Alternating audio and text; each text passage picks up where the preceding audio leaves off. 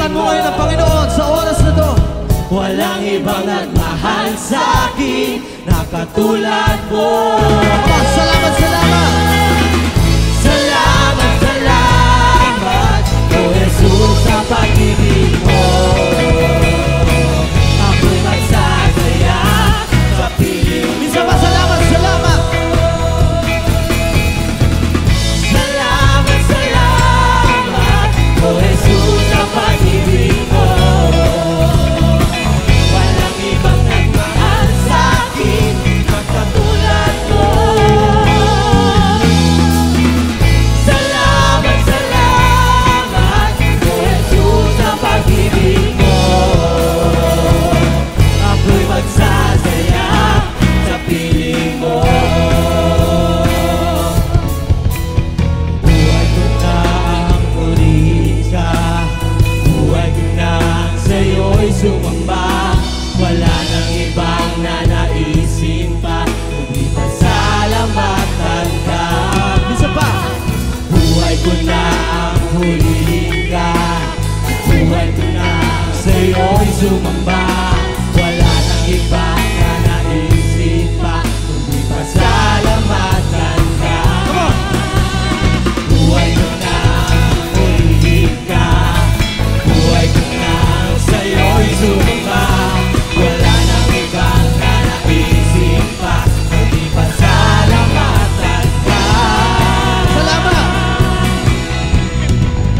Salamat, salamat, O Jesus, sa pag-ibig mo. Walang iba. Walang ibang nagmahal sa akin na katulad mo. Salamat, salamat, O Jesus, sa pag-ibig mo. Ako'y magsasaya sa piling mo. Ako'y magsasaya. Ako'y magsasaya sa piling mo. Ako'y magsasaya sa piling mo.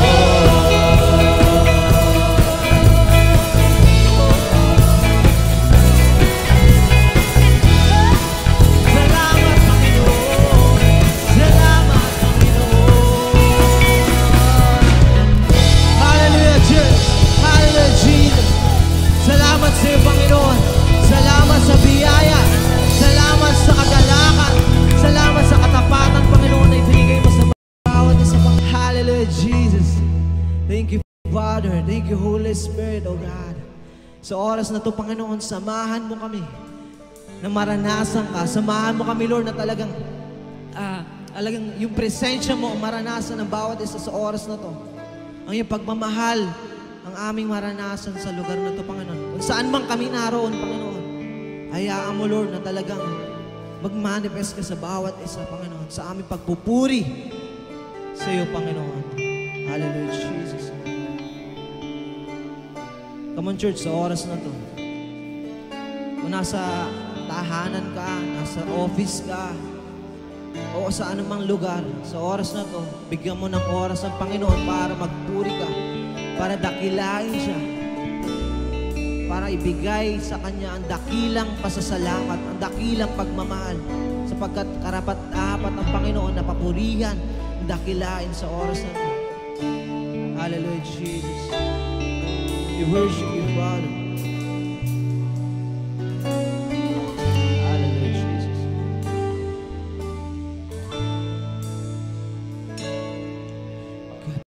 Mo, Diyos, tunay at dakila.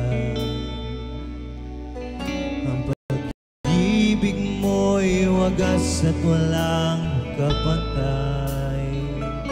Sa aming puso, sa aming buhay, papuri't pagsambay iaalay. Bukas noon, ngayon, magpakailanman, luwalhati ka.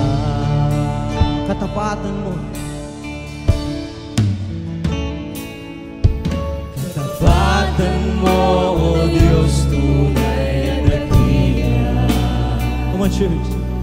Ang pag-ibig mo'y wagas at wala sa aming puso, sa aming buhay. Papulit at sambay iaalay. Bukas noon, ngayon, pagkailanman, luwalhati ka. Minsan pa katapatan mo. Come on, church. Katapatan mo, O Diyos, tunay at dakila. Ang pag-ibig mo'y wagas at walang kapantay. Sa aming puso, sa aming buhay, papulit pagsambay iaalay. Bukas noon, ngayon, magpagkailanman, luwalhati ka. Come on, church. Panginoon.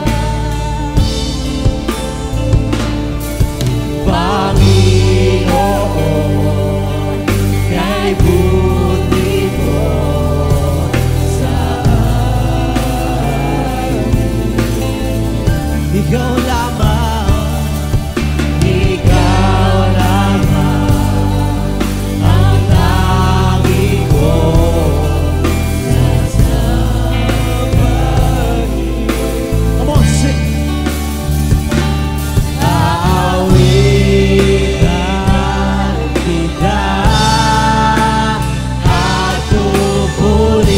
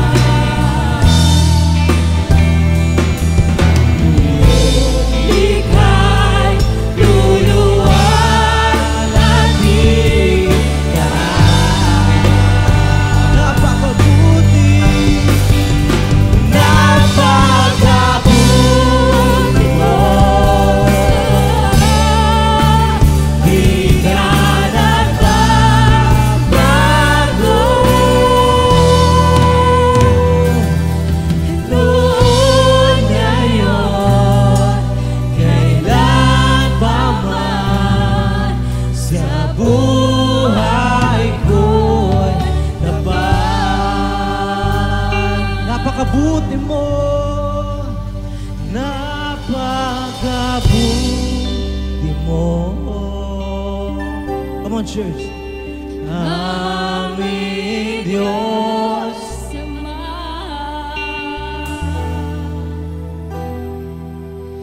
iyong likha'y luluwalhatiin ka.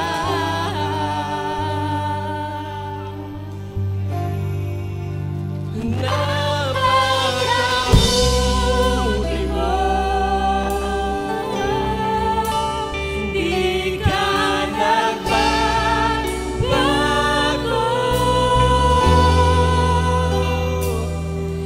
Noon, ngayon, kailan pa man, sa buhay ko'y tapat. for the last time, come on, church, samahan mo kami.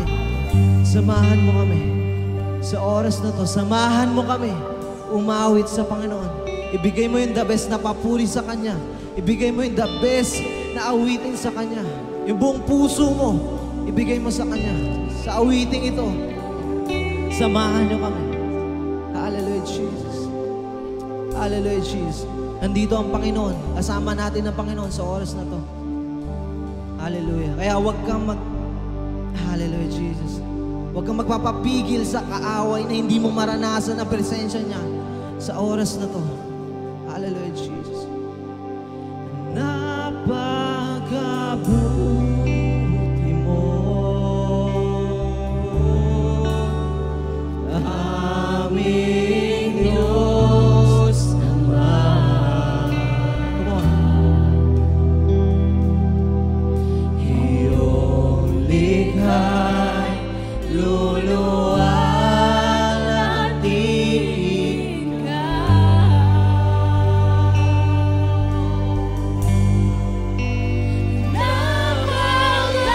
Napakabuti mo, di ka nagbabago.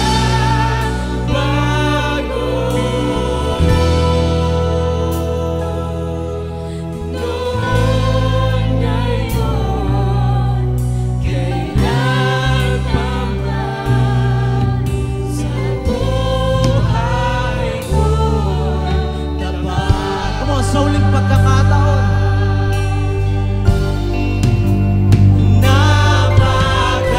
Napakabuti mo, aming Diyos naman. Iyong likha'y luluwalhatiin ka.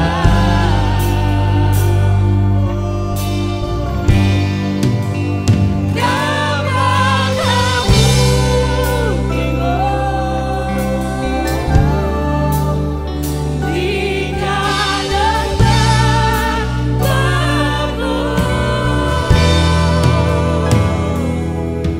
Noon, ngayon, kailan pa man, sa buhay ko'y tapat. Come on, church, noon ngayon.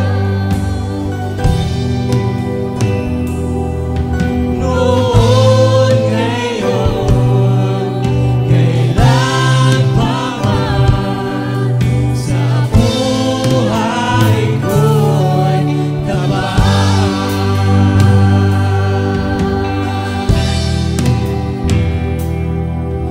Noon, ngayon, kailan pa man, sa buhay ko'y tapat.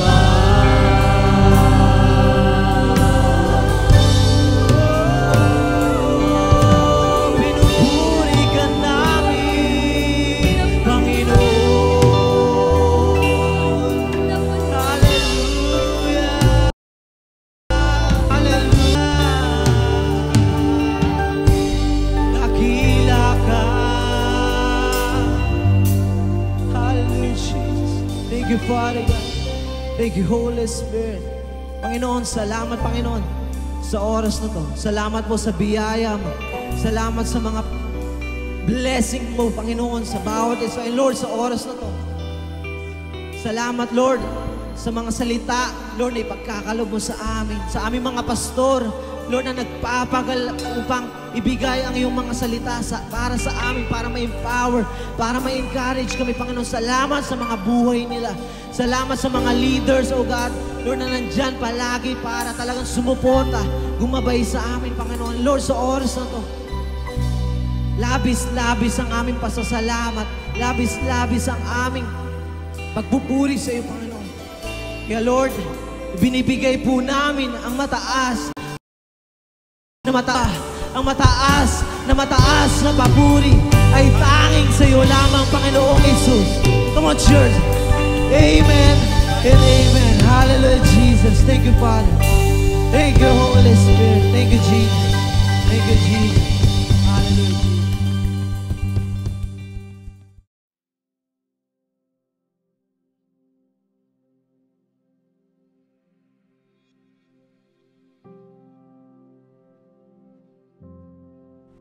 Isang mapagpalang umaga po sa ating lahat. Welcome po sa ating Conquerors Worship Celebration Online. Ako po si Pastor Rene. Gusto ko po na nanonood at nakikinig ngayong umagang ito sa ating live streaming mula dito sa Luzon, Visayas at Mindanao. At sa buong mundo, welcome po sa ating live streaming. This morning, I would like to share to you this topic, the power of the Bible. Gusto kong samahan niyo ako sa pagbabasa nito sa Mark chapter 9, verse 23. Sabi po rito, Jesus said to him, "If you can believe, all things are possible to him who believes." Sabi ni Jesus sa ama ng batang inaalihan ng masamang espiritu, "If you can believe, all things are possible to him who believes." So mayroon pong kapangyarihan ang pananampalataya. Nasabi ni Jesus, kung ikaw ay manampalataya, ang lahat ng bagay ay mapangyayari sa lahat ng nananalig. Si Jesus ay makapangyarihang Diyos at siya'y lumalakad sa pananampalataya. Hinahanap niya yung pananampalataya ng magulang ng batang iyon dahil hindi napagaling ng kanyang mga disciples because of the lack of faith. Ang sabi ni Jesus, if you can believe, all things are possible to him who believes. Mga magulang at mga kapatid, ang ating Diyos ay Diyos ng pananampalataya. In Genesis chapter 1, in creation, this is a spiritual law. God never does anything without saying it first.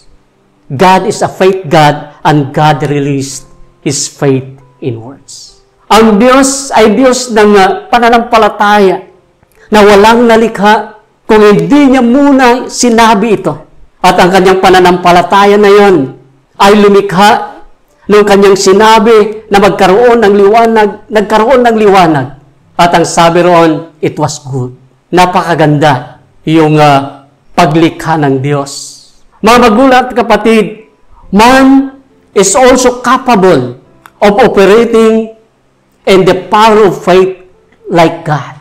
Because in Genesis chapter 1, verse 27, God created mankind in His own image. In the image of God, He created them. Male and female, He created them. And in Genesis chapter 2, verse 7, sabi po rito, the Lord God formed a man from the dust of the ground and breathed into his nostrils the breath of life, and the man became a living being. So makita po natin dito sa ating binasa na tayo ay nilalang ng Diyos na kanyang kalarawan, in His own image and in His likeness. At kanyang inimpart ang buhay, ang kanyang buhay sa atin, na sabi riyan, He breathed into His nostrils the breath of life, and the man became a living being. Kaya po, ang tao is also capable of operating in the power of faith like God. Jesus was here on earth, He said to His disciples, Mark chapter 11 verse 20, to have faith in God. Na parang sinabi ng Panginoong Hesus sa kanyang mga disciples, have the God kind of faith. Have the faith of God. At yun po yung gusto ng Panginoon na mangyari sa kanyang mga disciples. At hindi lang po sa kanya, kundi sa ating lahat na kanyang nilalang. Because we are created in His likeness, in His own image. Kaya po dapat ganun din po tayo na lumalakad sa pananampalataya kagaya ng Diyos. Paul said in Ephesians chapter 5 verse 1, imitate God, therefore, in everything you do because you are His children. Na ating tularan, ating gayahin ang Diyos and everything we do. Na sa lahat nating ginagawa because we are His children. At yun po yung gusto ng Diyos, ng Panginoon sa atin, na gayahin natin siya, na siya'y lumalakad sa pananampalataya.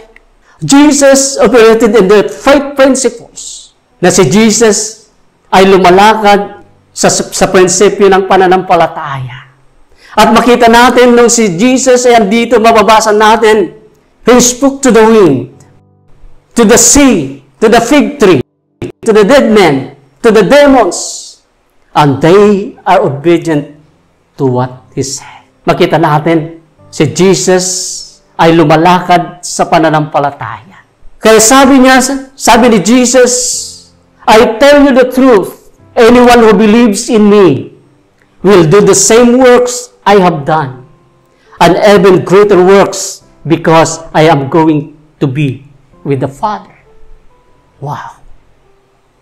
Sabi ni Jesus, anyone who believes, ang sino mang nagtitiwala, sumasampalataya sa Kanya, kay Jesus, will do the same works He did. So, tayo din, kaya nating gumawa, kaya nating gawin kung ano man yung ginawa ni Jesus if we believe in Him. If we believe in God. At ang sabi riyan, hindi lang po yung ginawa ni Jesus, sabi riyan, even greater works, mas higit pa roon sa ginawa ni Jesus. Maalala ko si Peter, hindi nagawa ni Jesus, yung nagawa ni Peter, na yung mga may karamdaman dinala sa kalsada, at habang si Pedro ay lumalakad, at yung kanyang anino ay nadadaanan yung may mga karamdaman na yon, silang lahat ay gumagaling. Hallelujah. Even greater works, sabi ni Jesus. So sa atin din, mga magulat, mga kapatid, kaya natin lumakad sa pananampalataya, sa kapangyarihan ng pananampalataya, kagaya ni Jesus. But the question is, how? How to operate in the power of faith? Number one, live in the power and authority of the Word. At yun po yung daan para tayo ay makaranas ng himala na kagaya sa ginawa ni Jesus. Kailangan nating mamuhay sa kapangyarihan ng salita. The body of Christ must begin to live in the power and authority of the Word. For God's Word is creative power. Na ang lahat na mananampalataya, ang lahat na nasa kay Kristo Jesus ay kailangang mamuhay sa kapangyarihan ng salita ng Diyos dahil ang salita ng Diyos ay nakakalikha. Mayroon siyang kapangyarihan na maglalang. Mayroon siyang kapangyarihan na lumikha. Dahil in Hebrews chapter 4 verse 12, for the Word of God is living and powerful. Makapangyarihan ang salita ng Diyos. Kaya po, kung tayo lamang ay mamuhay sa kapangyarihan ng salita ng Diyos, hallelujah, mararanasan natin ang magagandang bagay, maabot natin kung ano yung plano ng Diyos sa buhay po natin. No word of God is void of power, only powerless when it is unspoken. Walang salita ng Diyos na walang kapangyarihan. Ito'y magiging powerless kung hindi natin sinasabi. Hindi natin kino-confess. Kailangan sabihin natin kung ano yung sinasabi ng Diyos at yun po yung katotohanan. At yun po yung gusto ng Lord na sabihin natin kung ano yung sinasabi niya at ito'y mangyayari po sa atin. The Word of God is void of power. Only powerless when it is unspoken. When Jesus was tempted by Satan in the wilderness, He used the written Word of God. For 40 days and 40 nights, siya po ay nananalangin, nag-ayuno, at siya po ay nagutom. At dumating yung manunukso na si Satan, at ang sabi niya kay Jesus, kung ikaw ang anak ng Diyos, kaya mong gawin itong batong ito na maging tinapay. Na gusto ng diablo ay tuksuhin si Jesus upang kumain para hindi matuloy ang kanyang pagpa-fasting. Pero sabi ni Jesus, it is written. Ginamit ng Panginoong Hesus ang salita ng Diyos. It is written that man shall not live by bread alone, but by every words that comes out from the mouth of God. Walang nagawa ang diablo. 3 beses tinukso si Jesus, pero wala siyang nagawa at siya'y lumayas. There is power in the Word of God.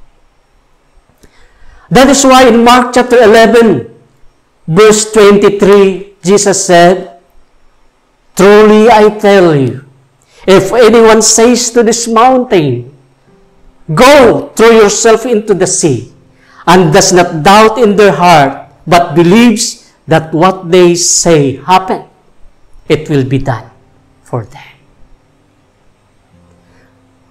Katotohanan, sabi ni Jesus, sinasabi ko sa inyo, ang sino man na magsasabi sa bundok na ito,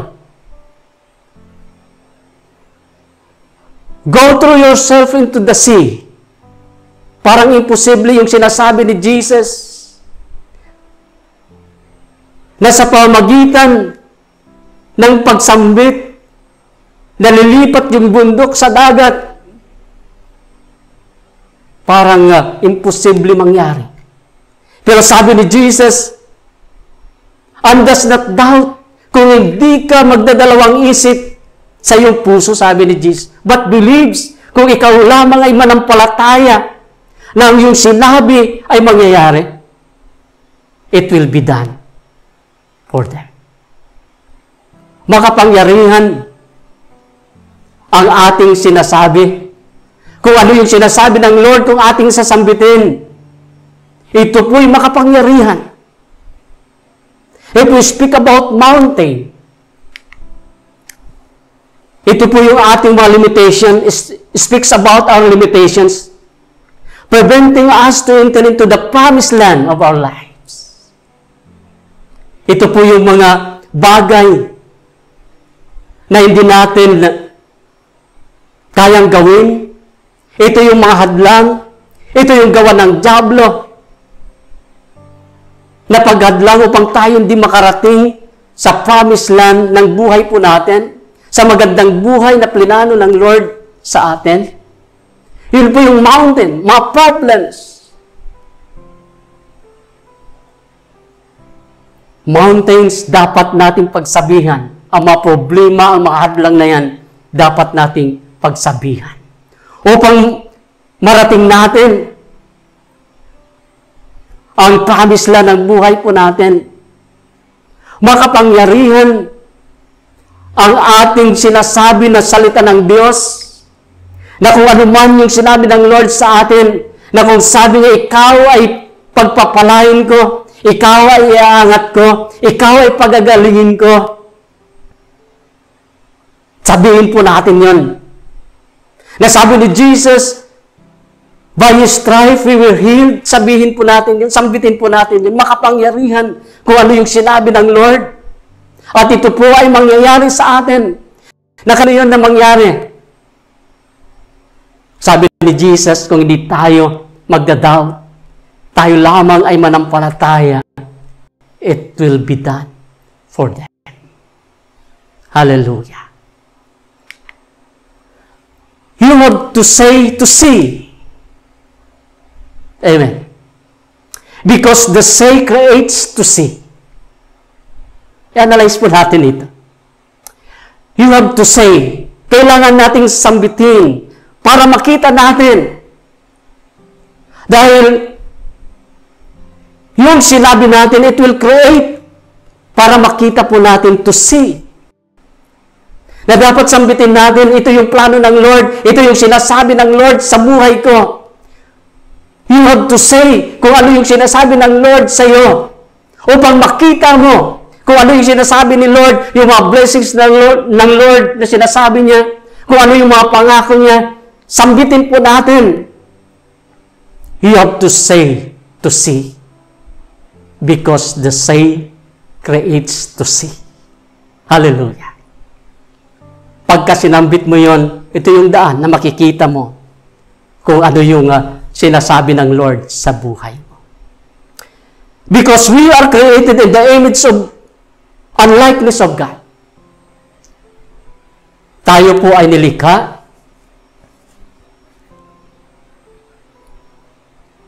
na kagaya ng Diyos sa kanyang larawan, sa kanyang image and likeness.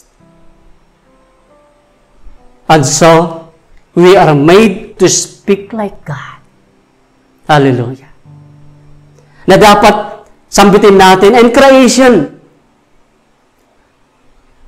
Sinabing magkaroon, nagliwanag at nagkaroon. At ang sabi ng Diyos, it was good. Napakaganda.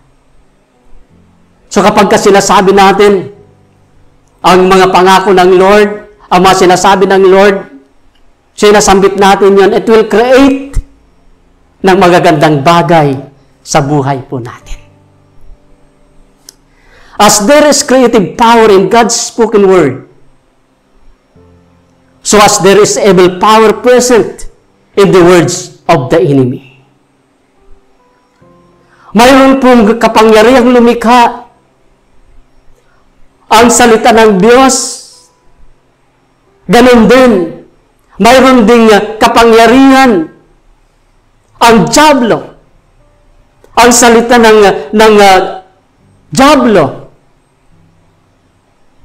na mag-create.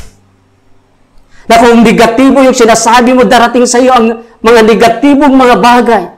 Kapag sinasambit mo ang salita ng Diyos, darating sa iyo ang mga positibong mga bagay. Dahil ang mga salita ng Diyos ay palaging positibo para sa ating lahat. Watch out your words so that your words will take care of you. Ulitin ko. Watch out your word so that your words will take care of you. Nabantayan po natin ang ating mga sinasabi upang ang ating mga sinasabi ay magkikare. Mag-aalaga po sa atin na yung mga sinasabi nating magagandang bagay, yun ang darating sa atin. Yun po yung mangyayari sa atin. Kaya po bantayan natin kung ano yung lumalabas sa bibig po natin. At kung magaganda yung lumalabas sa bibig po natin, magaganda din ang darating sa buhay po natin. Amen. Sa Numbers chapter 14, verse 1 to 3, ang mga sinasabi ng mga Israelita ay bumalik sa kanila. In verse 1, ito po yung sabi, nalungkot ang buong bayan ng Israel at magdamag na nag-iyakan. Nagbulungan sila laban kina Moises at Aaron. Ang sabi nila, ipang namatay na tayo sa Ehipto o kaya sa ilang, kaysa tayo patayin ng ating mga kaaway sa lupaing pinagdalhan sa atin ni Yahweh at bihagi ng ating asawa at mga anak. Mabuti pa ay bumalik na tayo sa Ehipto. Sa tagpo ito, bumalik na yung 12 spies na pinadala ni Moses doon sa Promised Land. At sila po ay nag-report sa bayan ng Israel, sa 3 million people na yon. At ang sabi nila, hindi natin kayang pasukin ang lupang pangakong yon Malalaking mga pader ang nakapalibot.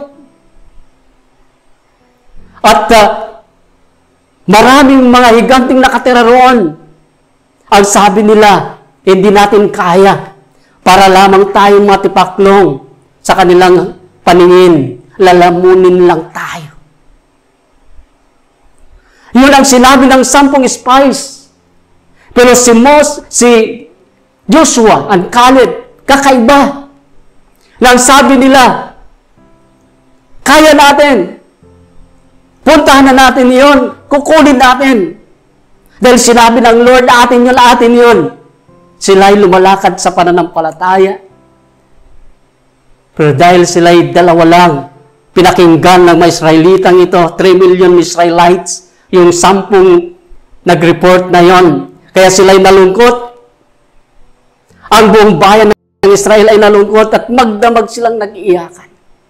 At sinisi nila ang kanilang leader na si Moses at Aaron. Ang sabi nila, mabuti pang namatay na tayo sa Ehipto o kaya'y sa ilang. At yun po yung lumalabas sa kanilang bibig. Namamatay na lang sila sa ilang, huwag na lang sila doon sa promised land, sa lupang pangakong yon. Dahil lalamunin sila na mahigante roon kasama ng kanilang mga anak. Nangyari nga yung kanilang sinabi sa Numbers chapter 14, verse 28 to 30. Sabi rito, so tell them, as surely as I live, declares the Lord, I will do to you the very thing I heard you say. Gagawin ko sa inyo ang mga bagay na narinig ko sa inyo. Bumalik sa kanila, in this wilderness, your bodies will fall. Every one of you, 20 years old or more, who was counted in the census and who has grumbled against me, not one of you will enter the land I saw with afflicted hands to make your home, except Caleb, son of Jephunneh, and Joshua, son of Nun. So makita po natin dito, mabasa natin, narinig nila talagang bumalik sa kanila. Kaya po,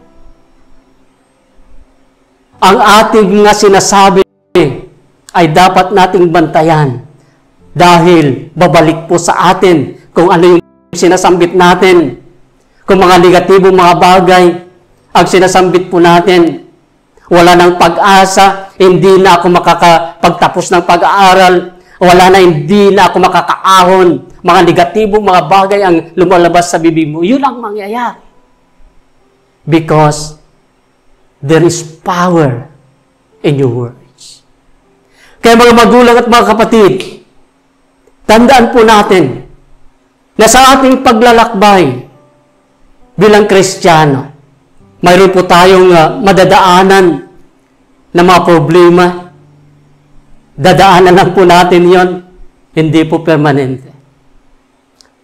Maraming mga pagsubok na madadaanan po natin, pero kailangan nating maging positibo sa buhay.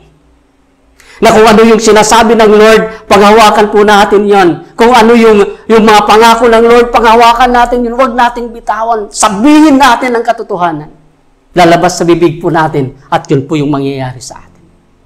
God doesn't promise a life free from trials, but God has given us the tools we need to fight our battles through His Word. Na ang Panginoon hindi po nangako ng buhay na free from trials. Mayroon pong trials. Pero isipin po natin, ang trials, ito po ay dinisenyo ng Diyos para sa atin, para tayo ay iangat, sa di po i-down sa buhay. Yung trials na yan ay magiging hagdanan dapat natin para tayo ay makaabot sa next level ng ating buhay sa ating paglilingkod sa Diyos. Trials are not designed to put us down, but designed to to elevate us into the next level of our lives. Hallelujah. Mga magulang at mga kapatid, ang ating paglilingkod sa Diyos, kailangan natin ang mamuhay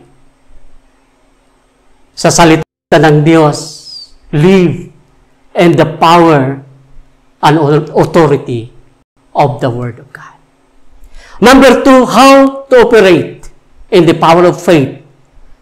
Number 2, learn to release your faith in the Word of God. Naaralin natin, na-release natin yung ating pananampalataya. Nahayaan natin yung pananampalataya natin sa salita ng Diyos. I-release natin doon, ilagay natin doon sa sinasabi ng Lord ang ating pananampalataya. Hallelujah. In Matthew chapter 8, verse 5 to 10 and 13. Ito po yung pananampalataya ng centurion, the faith of the centurion. Verse 5, when Jesus had entered Capernaum, a centurion came to him asking for help. Ang centurion na ito ay isang sundalo ng Romano na mayroon siyang 100 na kanyang nasasakupan o nasa kanyang ilalim, na nasa kanyang leadership. At itong centurion na ito ay humingi ng tulong kay Jesus. In verse 7, in verse 6, sabi rito, Lord, he said, my servant lies at home, paralyzed, suffering terribly. Mayroon siyang problema. Ang kanyang alipin ay nakaratay, paralyzed sa kanyang bahay, matindi ang kanyang paghihirap. Kaya siya'y lumapit kay Jesus, humingi ng tulong. At sabi ni Jesus, Jesus said to him, shall I come and heal him?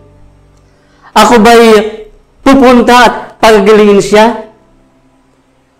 Ito po yung tanong ng ating Panginoong Jesus sa centurion na yon. At ang centurion in verse 8, sumagot, the centurion replied, Lord, I do not deserve to have you come under my roof. But just say the word, and my servant will be healed.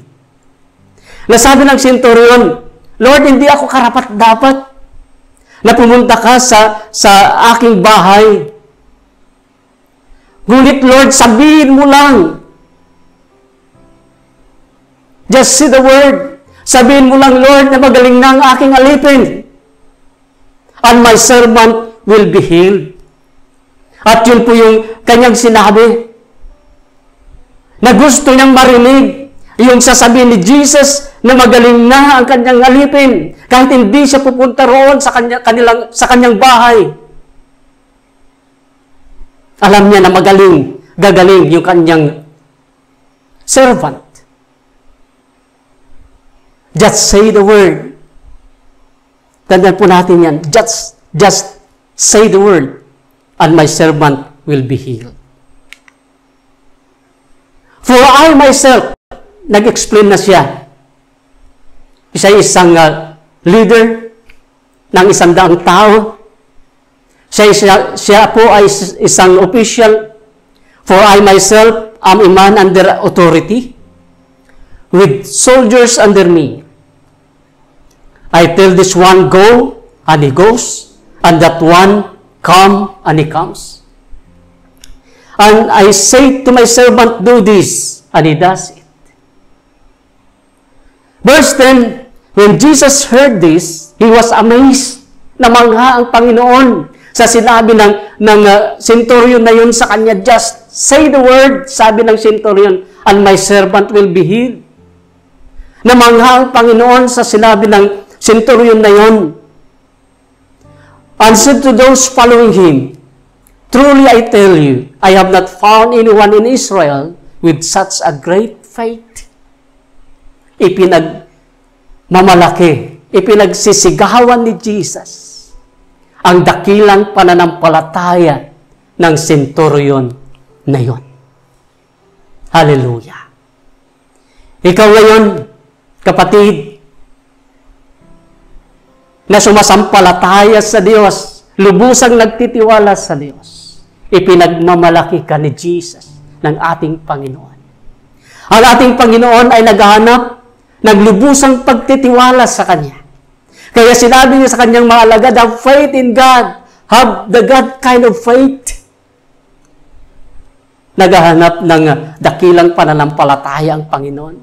Kaya makita natin sa Bible na palagi niyang pinagsasabihan ang kanyang mga disciples, nire-rebuke dahil sa kakulangan ng pananampalataya. Mga magulang at mga kapatid, ang Diyos ay naghahanap ng dakilang pananampalataya sa bawat isa sa atin. Dahil gusto ng Panginoon na maranasan natin ang supernatural na pamumuhay sa mundong ito sa ating paglilingkod sa Kanya. Na mararanasan natin ang mahimala, makagagawa tayo ng mahimala sa pamamagitan ng pananampalataya natin sa Diyos. The centurion na yon ay humanga at kanyang pinagsisigawan ni Jesus ang kanyang dakilang pananampalataya. Verse 13, then Jesus said to the centurion, go, let it be done, just as you believe it would. And his servant was healed at that moment. Makita natin yung dakilang pananampalataya. Yun na yun. At ang sabi ni Jesus, go, let it be done, just as you believe it would. Ano man ang ating sinasampalatayanan na sinasabi ng Panginoon, 100% po mangyayari sa atin, sa ating buhay. Kung iyong sinasampalatayanan ang magagandang pangako ng Lord sa buhay mo, ito'y mangyayari sa panahon ng Diyos, sa takdang panahon ng Diyos, hindi po sa ating panahon. Si Abraham ay pinangakuan ng Diyos na siya'y payayamanin at magiging pagpapala sa marami. Pinangakuan ng Diyos na siya'y magiging ama ng maraming bansa. Pero hindi sa panahon ni Abraham, kundi sa panahon ng Diyos. Lumipas ang mahabang panahon, 25 years, bago pa dumating yung panahon ng Lord para sa Kanya. Huwag tayong mainip. Sa Abraham, hindi niya binitawan ang kanyang pananampalataya. Pinangawakan niya ang sinabi ng Lord sa kanya. At siya'y naghintay. At dumating sa takdang panahon ng Diyos ang pangako ng Diyos sa kanya. Kaya po, anuman yung iyong sinasampalatayanan ngayon na sinabi ng Lord, sabi ni Jesus sa iyo ngayon, let it be done just as you believe it would. Hallelujah. Mangyayari nga yun. Ano man yung ating sinasampalatayanan ngayong umagang ito. Ikaw ba'y sumasampalataya na ikaw ay gagamitin ni Lord mightily into His kingdom? Ikaw ba'y sumasampalataya na ikaw ay iangat ni Lord, payayamanin ni Lord, ikaw ay magiging milyonaryo? Ikaw ba'y sumasampalataya na ang negosyo mo ngayon na mahirap ang kalalagayan? Ikaw ba'y sumasampalataya na kayang iangat ng Lord ang iyong negosyo na yan? Ano man yung iyong sitwasyon ngayon, ano man yung mitiin mo ngayon, na yung sinasampalatayanan, yung mitiin na yon na magagandang bagay, mitiin din ni Lord, yung magagandang bagay na yan, magagandang mga bagay ang plinano ni Lord para sa ating lahat. Kaya po mga magulang at mga kapatid, huwag kang mawalan ng pag-asa. Have faith in God. Believe in God. At anuman ang iyong sinasampalatayanan ngayon, mangyayari yon sa takdang panahon ng Diyos. Sabi rito, and the servant was healed at that moment. Jesus, umuwi ka na, go, mangyayari ang iyong sinasampalatayanan na magaling na ang iyong alipin sa kanyang karamdaman. Nangyari ngayon nung sinabi ni Jesus sa time na yon, nangyari ang kagalingan ng kanyang alipin. Hallelujah. Purihin po ang Diyos. Faith is to believe what you do not see. And the reward of this faith is to see what you believe. So ang pananampalataya is to believe what you do not see. Hindi na pananampalataya kung nakikita mo na. Because Hebrews chapter 11 verse 1, sabi po roon, faith is the substance of things we hope for and the evidence of things we do not see. So ang pananampalataya ay ito yung pagbibigay ng katotohanan sa iyong inaasahan. At ang iyong pananampalataya, sabi roon, ito yung ebidensya ng mga bagay na hindi mo nakikita. Ang pananampalataya natin, ito yung magbibigay ng katotohanan sa ating inaasahan sa buhay. Marami po tayong inaasahan, pero kailangan yung faith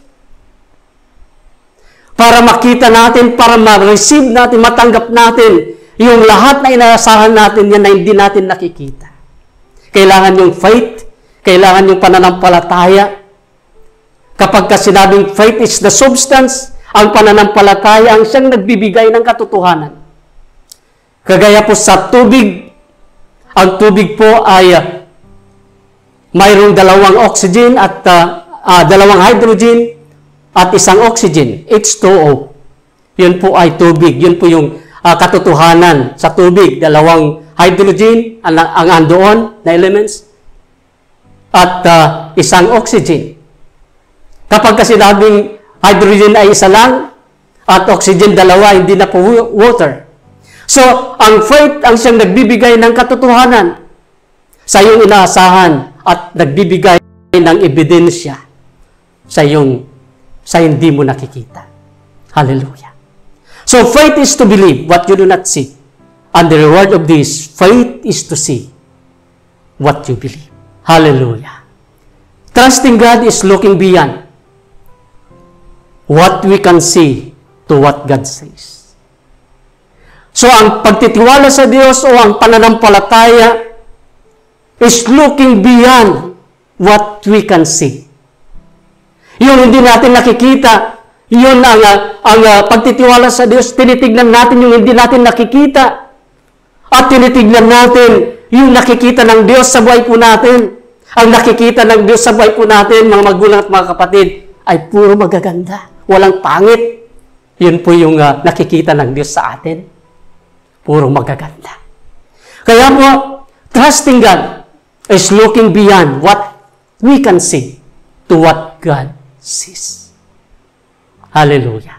Tignan natin yung nakikita ng Diyos sa buhay po natin. Tignan natin yung sinasabi niya sa buhay po natin. Yun po yung tignan natin. Huwag natin tignan yung nasa harap po natin.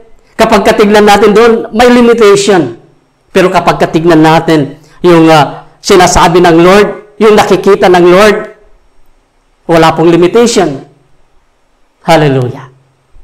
Kaya po mga magulang at mga kapatid, trust God beyond what we can see to what God sees. Looking beyond. Hallelujah. In Luke chapter 5, verse 4 to 6, ito po yung napakaganda na halimbawa na tignan natin yung nakikita ng Lord. Huwag yung nakikita natin, pero tignan natin yung nakikita ng Diyos para sa atin. Luke chapter 5, verse 4 to 6. Patungkol po ito kay Peter. When he had finished speaking, tapos na po si Jesus sa kanyang pangangaral, Ang katunayan ay hiniram pa nga niya yung bangka ni Peter. Dahil si Peter sa panahon ito, sa time na to, ay naguhugas na ng kanyang net na sa tabing lawa, tabing dagat, at napakaraming tao ang talagang dumagsa roon kay Jesus. At para makapagturo siya ng maayos, hiniram niya yung bangka ni Pedro. At sabi niya kay Pedro, pwede bang ipagitna mo kaunti? At ginawa ni Pedro yung sinabi ni Jesus. At I believe na si Peter ay andoon sa tabi ni Jesus. O kaya hinahawakan pa kayong bangka para hindi gaanong kumikilos. O di kaya andun lang si Peter. Medyo malayo, kaunti, nandun sa tabi at nakikinig sa pangangaral ni Jesus. Kaya po sabi rito, when he had finished speaking, he said to Simon, kay Peter, put out into deep water and let down the nets for a catch. So pagkatapos mangaral, umaga na, maliwanag na, sumagot si Pedro. Simon answered, Master, we work hard all night and haven't caught anything. But because you say so, I will let down the nets. Nasabi rito, Lord, nag-reason out pa si Pedro. Dahil alam niya walang isda roon. Dahil magdamag na silang ng isda roon sa lugar na yon. Yun po yung profession ni Pedro. Alam niya kung nasaan yung mga isda na yon. Yun po yung kinalakihan niya. Mangingisda. Nasabi niya, Lord, Master, sabi niya, we work hard all night. Nagpagod po kami magdamag. And haven't caught anything. Wala po kaming nakuha kahit isa. Ito po yung maganda. Alam ko si Pedro nagkaroon ng pananampalataya sa kanyang pakikinig kay Jesus. Because faith will come to hearing and hearing by the Word of God. So si Pedro nakikinig noong panahon na yon. At siya nagkaroon ng pananampalataya. Kaya sinabi niya, Lord, wala kaming kuha, magdamag, naghirap kami. Pero dahil sa sinabi mo, hallelujah. Sinabi kasi ni Jesus. Inilagay ni Pedro ang kanyang pananampalataya. He releases faith in the word of the Lord, of our Lord Jesus. At ang sabi niya, I will let down the nets. Because you say so, I will let down the nets. Hallelujah. At yun nga yung ginawa ni Pedro. Siya'y pumagit na roon sa sinabi ni Jesus. At kanyang ibinaba kanyang lambat. At ito po yung nangyari. When they had done so, they caught such a large number of fish that their nets began to break. Hallelujah. Makita natin yung resulta ng paglagay ni Pedro ng kanyang pananampalataya doon sa sinabi ng Panginoon sa kanya. Ang resulta, napakaraming huling isda. Na alam ni Pedro, wala. Pero ang Diyos nakita niyang mayroon. Yung nakikita ni Jesus, hindi nakita ni Pedro. Pero dahil sa pananampalataya, nakita niya, sinunod niya si Jesus. At dumating kay Pedro yung napakaraming pagpapala. Nasabi rito, halos lulubog na ang kanilang bangka sa dami ng isdang nahuli. Hallelujah. Learn to release your faith in the Word of God. Kagaya kay Pedro, na kapag tayo'y sumasampalataya sa sinasabi ng Lord, sinusunod natin, ginagawa po natin yon, darating sa atin ang madakilang mga pagpapala sa buhay po natin. The great thing about faith in God is that it keeps us undisturbed in the midst of disturbance. Na kapag tayo ay sumasampalataya sa Diyos, hindi po tayo madidisturb sa buhay. mayroon po tayong peace of mind. Yun po yung kagandahan sa pananampalataya. Siguro sa tagpong iyon, si Pedro walang kuha. Siya po ay walang peace of mind. Iniisip niya, ano na lang kaya ang kakainin ng aking pamilya? Wala akong may uuwing isda. He's troubled. Wala siyang kapayapaan. Nadidisturb siya sa kaisipang mga negatibo, wala, sa kanyang isip, wala silang makakain. Walang makakain ang kanyang buong pamilya dahil wala silang maiuwing isda. Tandaan po natin, the great thing about faith in God is that it keeps us undisturbed in the midst of disturbance. Hallelujah. Our faith in God and in His Word will elevate us to the next level of blessings of our lives. Hallelujah.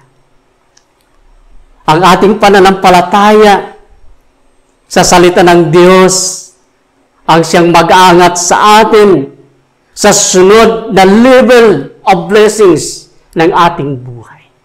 Kagaya kay Pedro, noon lang niya naranasan yung ganung pagpapala sa kanyang pangingisda. Noon lang niya naranasan nung sinabi ni Jesus at kanyang sinunod yung sinabi ni Jesus. Doon niya naranasan yung dakilang pagpapala. Nag-elevate ang pagpapala sa kanya, sa kanyang buhay. Ganun din po sa atin mga magulang at mga kapatid. Sa umagang ito, kailangan nating ilagay ang ating pananampalataya sa sinabi ng Lord upang tayo ay mag-elevate sa mga pagpapala sa buhay po natin. Amen. Amen. Hallelujah. Tandaan po natin how to operate in the power of faith. Number 1, live in the power and authority of the Word of God. Number 2, learn to release your faith in the Word of God. Hallelujah. Amen. Amen. Let us pray. Father God, thank you so much, Lord, sa iyong mensahe sa amin sa umagang ito, Lord God. Na Lord, gusto mo sa amin, Lord God, na umangat ang aming pananampalataya. Lumalim pa ang aming pananampalataya. There is power in faith. Kung kami lamang ay manampalataya, Lord God, ang lahat ng bagay ay mapangyayari sa buhay po namin. Maraming salamat, Lord, na kami ay yung nilalang sa iyong image and likeness at magagawa din namin, Panginoon, ang mga bagay na iyong ginawa.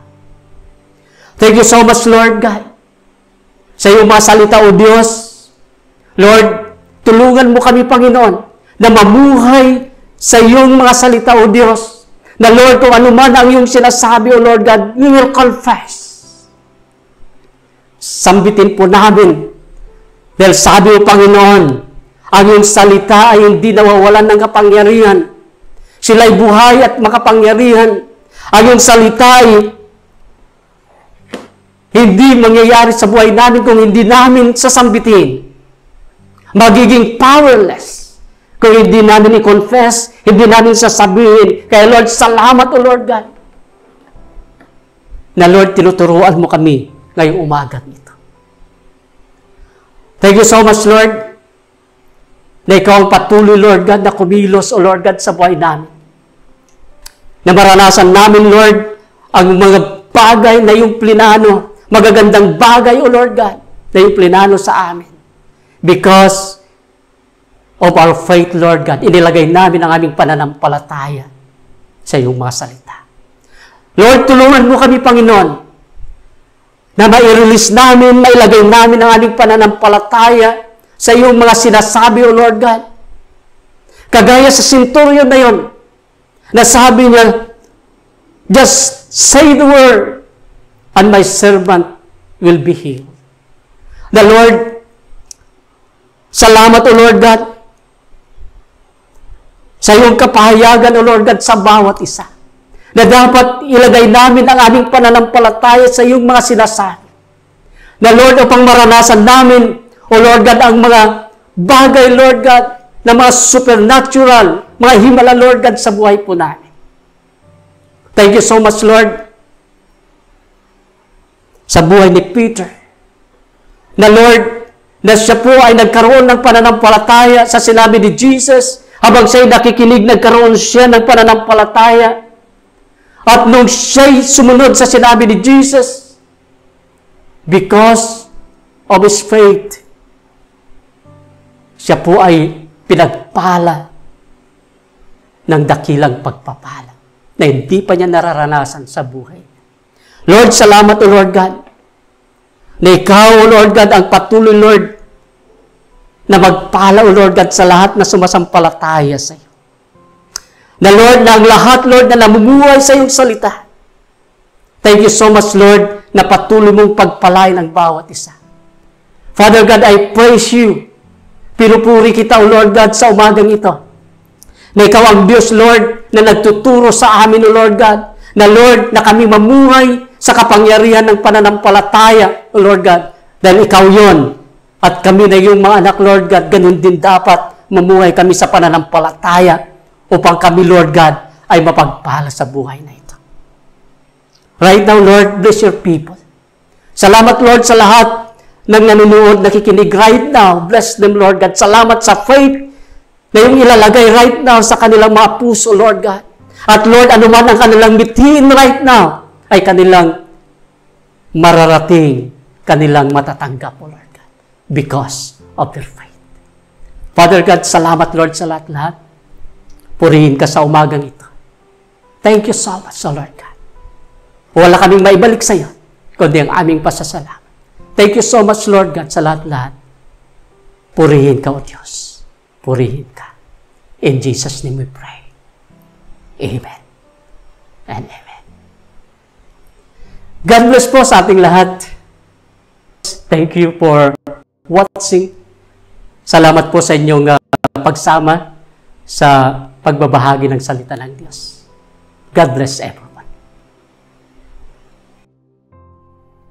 Purihin ang Diyos sapagkat minsan na naman po nating napakinggan ang makapangyarihang salita ng ating Diyos. At sa pamagitan ng mensahe sa umagang ito, naniniwala po ako, minsan na naman tayong pinalakas, pinatatag at hinamon ng ating Diyos upang tayo po'y magpatuloy na maglingkod sa ating pong Panginoon sapagkat ang ating pong Diyos ay napakabuti, tapat, at lagi pong nagmamahal sa atin kailanpaman. Kaya po sa umaga po na to, tayo po ay sama-samang aalalahanin ang pag-ibig ng Diyos sa atin sa pamagitan po ng pag-alaala sa banal na hapunan. Siya po ang nagsabi sa atin na tuwing gagawin nyo ito bilang pag-alaala sa akin.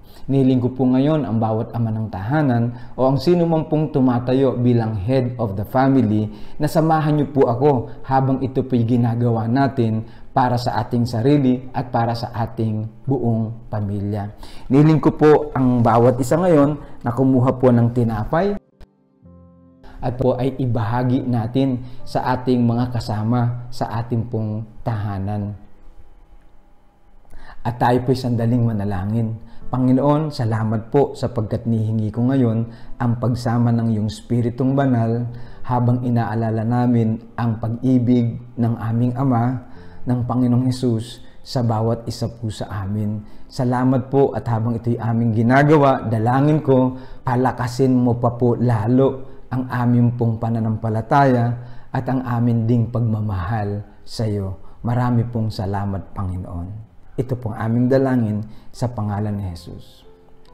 Itong aral tinanggap ko sa Panginoon ang gabing siya ipagkanulo, siya dumampot ng tinapay, nagpasalamat at pinagpirapiraso ito at sinabi, ito ang aking katawan na inihahandog para sa inyo. Gawin niyo ito bilang pag-alaala sa akin. Tayo po'y muling manalangin. Ama, salamat, ibinigay mo ang iyong bugtong na anak dahil sa iyong dakilang pagmamahal sa amin. Salamat po, Panginoong Hesus, sapagkat inialay mo ang iyong buhay para sa amin. Ang lahat ng mga palo sa iyo, hampas, sugat at latay, lahat ng ito'y tiniis mo hanggang dun sa krus ng Kalbaryo upang kaming mananampalataya sa iyo ay hindi na mapapahamak kailanman. Salamat din po sapagkat ang sabi mo, sa pamamagitan ng mga sugat at latay na tinanggap mo, kami ay nagsigaling na sa aming karamdaman. Nangkin namin, ito man ay physical, ito man ay spiritual na karamdaman, pinagaling mo na kami, Panginoon. Marami pong salamat, O Diyos. Pinupuri ka namin. Sabay-sabay po natin itong kainin.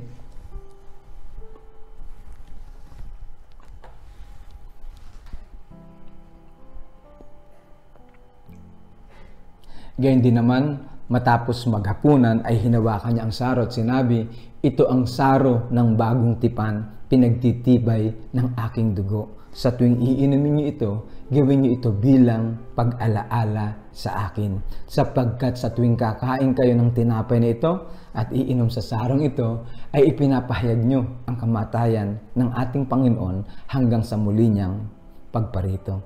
Tayo po'y manalangin muli. Ama, salamat po nang dahil po sa dugo ng iyong anak na si Jesus, ang bawat kasalanan namin ay pinatawad at nilinis na. At dahil na nga po sa dugo ni Kristo na aming Panginoon at tagapagligtas, kami po ngayon ay nakatatayo sa iyong harapan at natatawag ka namin ng Ama, Ama. Salamat po sapagkat dahil sa Kanya, kami ngayon ay dinadamitan ng kabanalan at ng katwiran ng aming pong Panginoong Hesukristo. Salamat po na sa pamamagitan din ng dugo ni Jesus, wala nang sumpa sa aming mga buhay. Sinira mo na to at winasak at kami po'y malaya sa lahat ng gawa ng kaaway.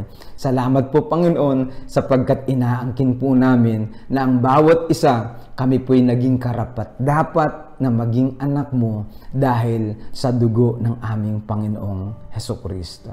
Sabay-sabay po nating inumin ang katas po ng ubas.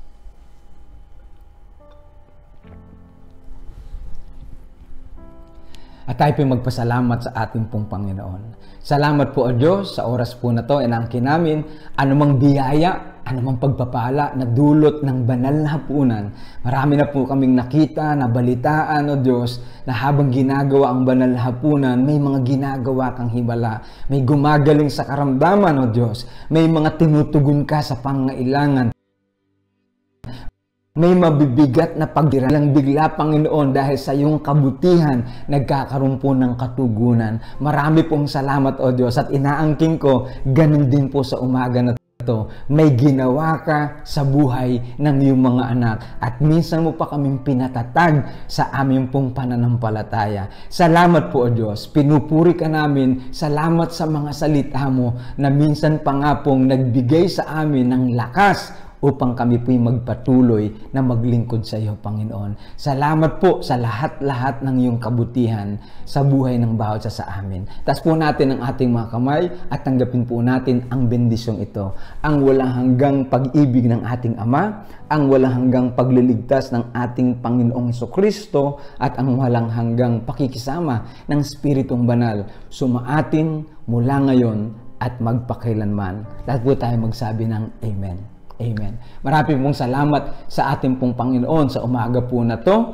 At alam ko po, naniniwala ako katulad ng sabi ko kanina, pinalakas po ulit tayo ng ating pong Panginoon.